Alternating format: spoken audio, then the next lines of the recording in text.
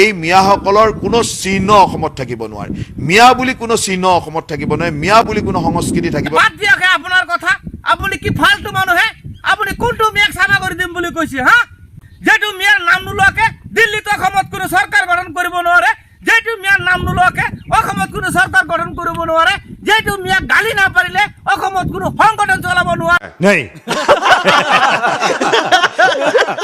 যেটো মিয়াক গালি নাপাৰিলে আপুনি আজি মন্ত্ৰী বিধায়ক হ'ব নোৱাৰিলেহেঁতেন, সেইটো মিয়াক চাফা কৰি দিম বুলি কৈছে। হা, खत्म,